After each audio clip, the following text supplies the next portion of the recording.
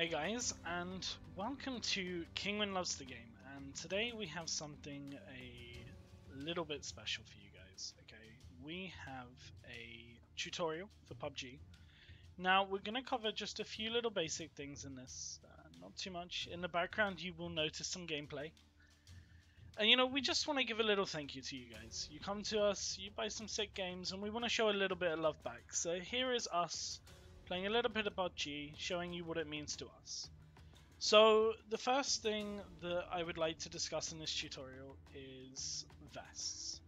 Now, before you go into a game of PUBG, the game can be a little bit confusing, right? You don't fully know what you should be picking up, you don't know what you should be looking for, you don't know where to land. Now, things like landing, advanced stuff, like what bullets to what guns, all of that, we're going to cover them in another episode. For today, let's just start off with the armor. So, when you come into a game, you should know there are three types of armor, okay? And these are called vests. Now, if we pull this up, as you will see on the top, these vests are level 1, level 2, and level 3. Now, all of them provide you something which is called capacity. If I make this a bit bigger. Oh. Now, capacity is the amount of items that can be held on you at one time. This doesn't mean 70 items, but each item has a different capacity level. So every vest, as you will see, will add 70 to your maximum capacity. Combined with backpacks will give you quite a lot of space. Now, the key important part to know here is the armor levels. So the armor here on a level 1 is 200, level 2 is 220, and level 3 is 250. Now, level 3 is very rare to find. You will only tend to find it in high risk reward areas.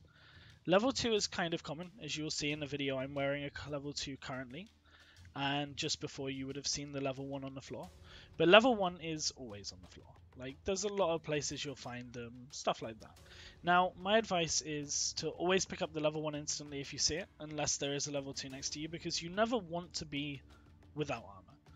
Even if, for example, your level 2, let's say, has 10 HP, swap to a level 1 if you can find one.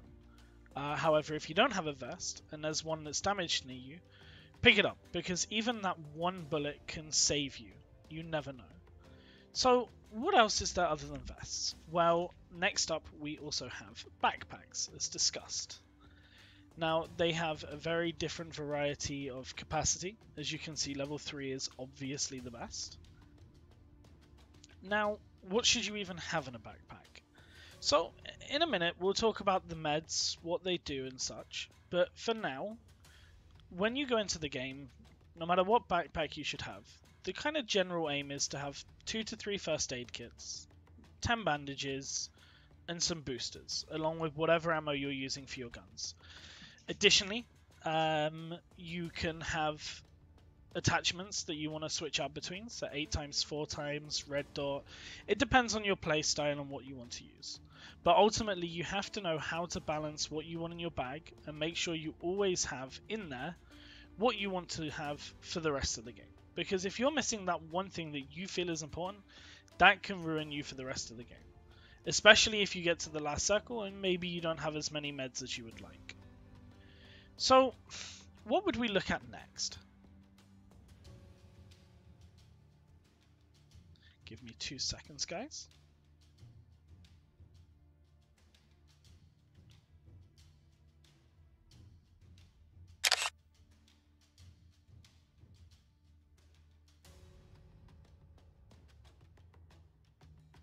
Do apologize, my image wasn't working for some reason. But what do we have? Well, we have helmets. Now, these are the last thing in terms of armor, as you can see. And in the game, you can see I'm wearing the military helmet, which is level 2. Now, a level 2 helmet will provide 40% damage reduction and 150 armor. A level 1 will produce 80 armor and 30% damage reduction, whereas a level 3 will provide you with 230 armor and 55% damage reduction. So, very clearly, you would always like a level 3 if you can find it. However, a level 1, level 2 you know, you will find them quite commonly. Always try to get the level 2 over the level 1 and vice versa. However, it is worth noting that a helmet, even with 10 armor, will still provide that damage reduction. So if you have, like, unlike the vests, where it's better to take the vest with more armor than less, so a 200 armor vest is better than a 50 armor level 3, doesn't so much apply with helmets. Like, as long as it can take enough just for that one shot, it will provide the damage reduction and you will be safe. So it's always worth making sure you have a helmet at absolutely all times. Next up, we want to talk about medicine. Now, there are lots of types of meds in the game, and it's very important to know what they do and how many you should be having. How should you balance them, for example? So, when I play, I tend to try and hold on to a minimum of certain amounts of, you know, different first aid. So, for example, bandages, I will try to hold 10. So, let's pull up the bandages for you.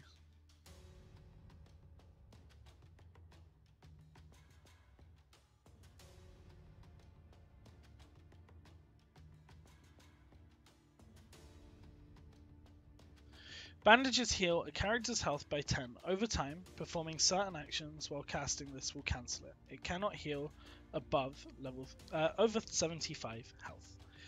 So for you to go from, say, 5 HP to 75, which is the maximum without using any of the boosters, you would need 7 bandages. This is why I tend to carry 10 on me, because it means at all times I can go back to the maximum without using any boosters. Next up, we have a first aid kit. Now, first aid kits are guaranteed to take you to 75 health. This is whether you're on 1, this is whether you're on 50. It will always put you back to 75 instantly. It cannot, however, go above 75. That is because the only types of healing that can progress you past 75 health is any of the boosters, which we will cover in a second, and also a med kit. So, on that note, let's take a look at the med kit.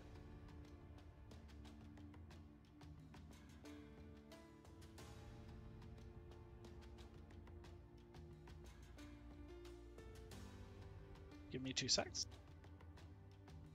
So as you can see, a med kit takes 20 capacity in your inventory, and no matter what, it will heal you to 100 health instantly. What it means by instantly, however, is it's not that once you click it, it will just heal you. Everything has a cast time. So bandages have 4 seconds, first aid kits have 6 seconds, and med kits have 8 seconds. Now after those 8 seconds, this will bring you back to full health. So with the main parts of the bandages, first aid, and med kits done, we need to take a look at boosters, because boosters are the next important thing here. Now I am going to cover the gameplay a second, because this is important to look at. You have energy drinks and painkillers. These are the main 2 you need to know about. And then you have adrenaline syringes. Here you can see how long the cast time to use each item is. So 4 seconds, 7.5 and 10. And then they will provide you the boost bar as provided in the game. Now, let's close this a second. Unfortunately, because I'm not using any boosts, you can't see. But if you look in game just above my health bar, that is normally where you would see where the boosts would appear. Now if we open this back up a second, as you can see, it shows you what percentage of the bar that you will gain, how long the duration of the boost will last, and how much over time this will heal. Boosts are definitely one of the most important things I find going into this game, because even if you get your health back up to 75, you can be one-shot by a lot of things.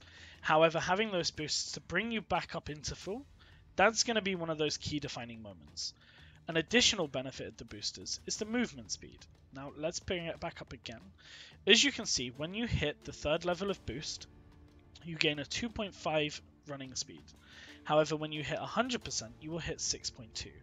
Now, there is a lot of times, especially with blue zones, that this becomes highly valuable.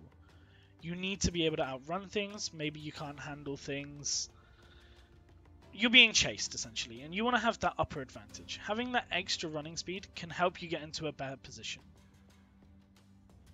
So, what else do we want to talk about today? I think there's two more things I would like to cover with you guys before we progress here. And the first one is assault rifles, okay? Now, as you can see, I'm going to bring this up. For now, we're only going to discuss the damage, the bullet speed, the power, and the zeroing range. As you can see, the M416 has the worst power of all the guns. However, it has the most attachment slots to make it become stronger. The Scar is the third highest power, and then you have the M16, which is the second lowest. So these three weapons all use 5.56. The zeroing range is 500 on the M16, 600 on the others. And then you have the AKM and the Groza. Now, these two are without a doubt the more powerful weapons. They use 7.62 ammo, but they have a much lower zeroing range because they do higher damage. Now, if you looked at this, one might think, oh, well, I should just go for the AK. It's definitely a personal preference. Like, in this game, the weapons that you use, it comes down to how you play. So for example here, you just saw with the Scar L, I got quite a long distance headshot. And that's because, for me personally playing, I've got very used to playing with the Scar L and the M4. With the AK, I can't seem to use it. Now, it doesn't mean it's a bad weapon, but the guns definitely have a lot of personal preference to them. The Groza, however, I think it's one of the most awesome guns in the game. However, it is a crate only drop. So it becomes much more difficult to actually get this weapon. As for the AK, the M16, the M4 and the Scar, the advice I could give you is to play a few games, test each weapon out, and find what you're used to. Once you play with it, once you get a good understanding, you're more likely to enjoy it. And you'll find what suits you best and how you're going to be able to handle the distances. Now, let's move away from assault rifles a second. I think one of the next things we should take a look at, because when you're in a game, you're going to always try to look out for two types of weapons. Most people will look for an assault rifle, and most people will look for a sniper rifle. So let's take a little look at the sniper rifles.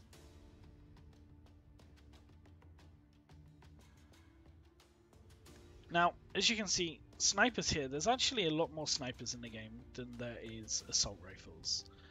And this leaves you, in a way, stuck for choice, but at the same time it doesn't.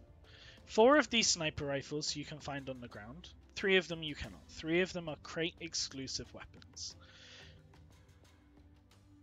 The crate exclusive weapons are AWM, M24, and the MK14 EBR. And the order I just listed them in, that for me is my personal opinion on the strength of these 3 weapons. The AWM is unquestionably the best sniper in the game. I would say out of the remaining crate weapons, you could argue then that it's the M24 and the MK14. But as always, it does come down to personal preferences. The Kar98K for me is the best sniper when you don't factor in loot drops.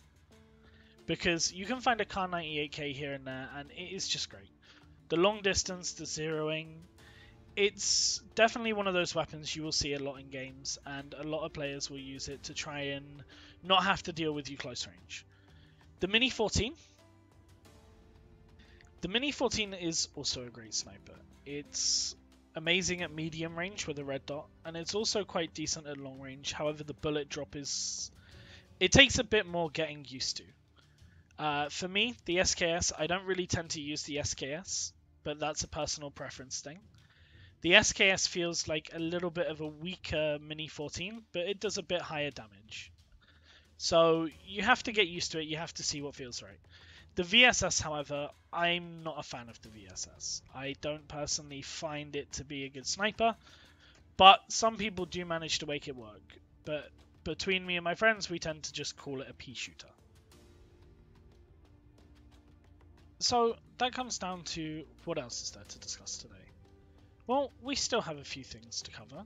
I think what I would like to talk about next is vehicles. Now, vehicles is a little bit difficult, okay?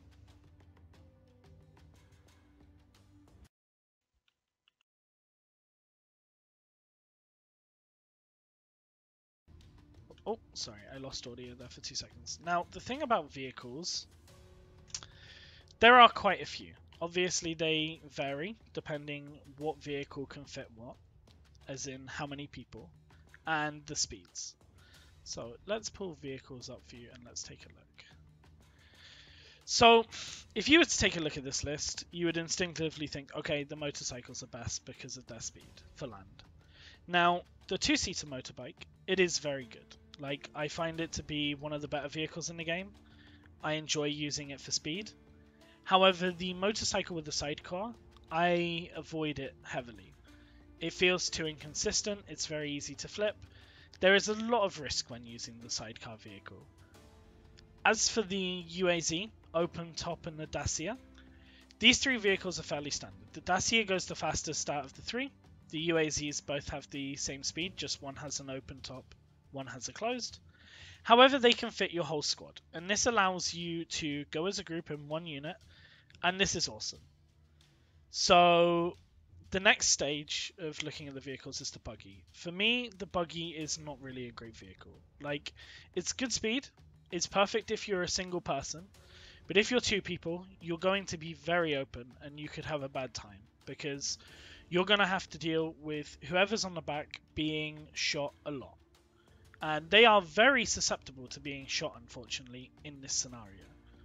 The PG-17, you can't really talk about pros and cons. It's the only water vehicle that exists. If you need to get across a river, if you need to go for an airdrop, it's as simple as that. It's worth taking it. I mean, there are times where swimming is going to be better, but for the most part, it's going to be worthwhile.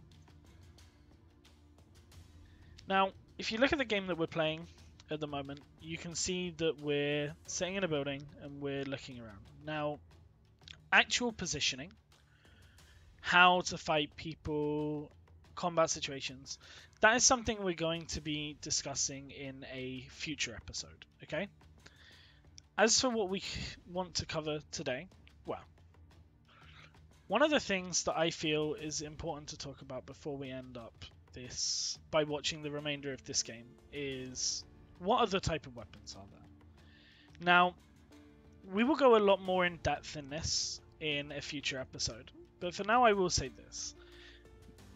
SMGs are good. Like, don't ignore SMGs.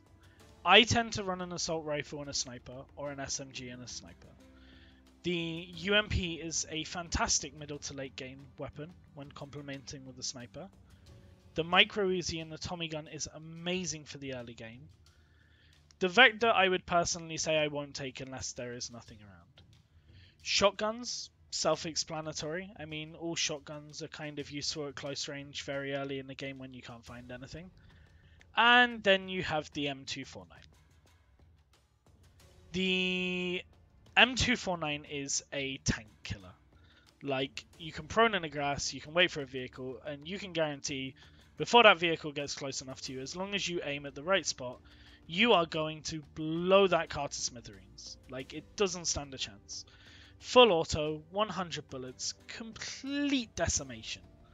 So it is a valuable gun, but in unique situations, let's say.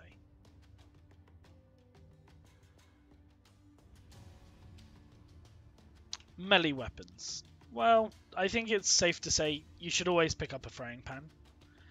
Frying pans are just genius for the sake of if you get shot in the back, you can actually be saved by a frying pan.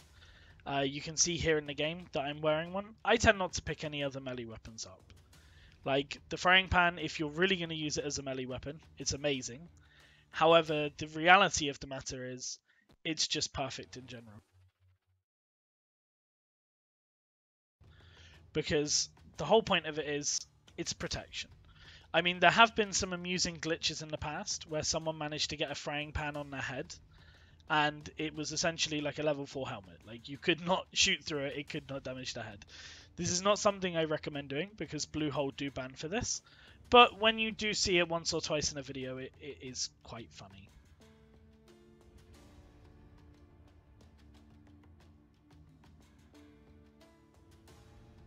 Cosmetics. Let's be absolutely clear. Cosmetics do absolutely nothing in this game to help you. Like, one could even argue certain cosmetics will affect your play because you couldn't hide properly in comparison to other people hiding in bushes. So you're wearing a light blue jacket, well, they're probably going to see that through the grass. You're wearing a big puffy jacket, yeah, I don't think that bush is going to protect you. So I'd like to leave it on a high note, which is thank you for tuning into our first ever tutorial. We do have a lot more to discuss with you guys in the future. We do hope you've enjoyed it, and now we're going to leave you with the remainder of this game. This was one of our favourite games, and as you can see right now, Jono missing a completely easy grenade and almost killing us both. So yeah, enjoy the remainder of the game. Thank you for tuning into the tutorial, and remember to check out Kinguin.net. We have great games, great deals, and really, we love you guys as a community, and you are the reason we are doing this. This was Kinguin Loves the Game. Thank you very much.